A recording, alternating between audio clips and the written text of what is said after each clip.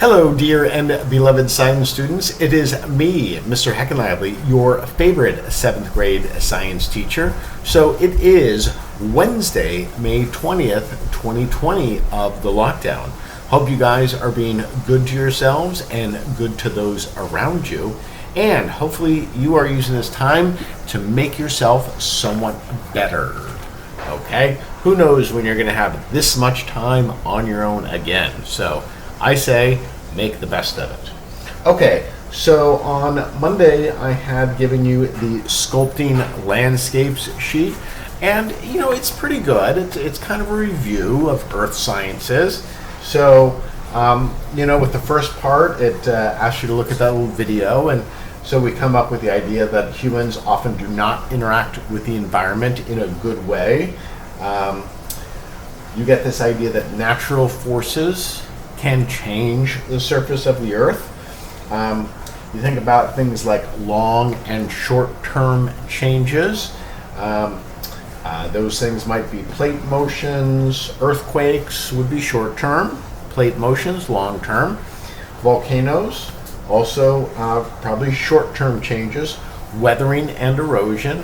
For example, that it takes millions of years to have formed the Grand Canyon. So that's an example of a long-term change.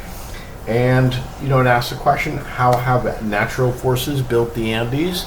And so you have a lot of information on plate movements there and what's really going on there. I think it's pretty good. And then at the last part, you have patterns which might predict a volcanic eruption. So, kind of just a review of things. What I've done is the science team had put together a model of what your answers might look like. So I will put that into the into Google Classrooms so you can take a look at it. Just check your answers, make sure you're kind of on the same page. I'm really not going to be looking that closely at it. It really is for you. I'm kind of excited about going to this next thing. I really like this data nuggets. So we're going to be asking the question about whether it is better or worse to be dangerously bold. Okay, so what are the advantages of being bold and what are the disadvantages of being bold? And by the same token, what are the advantages of being shy and scared?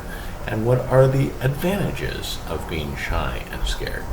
Okay, so I think that's about all I have for you today.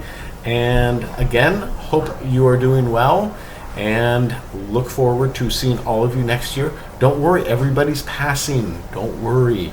Don't get stressed out.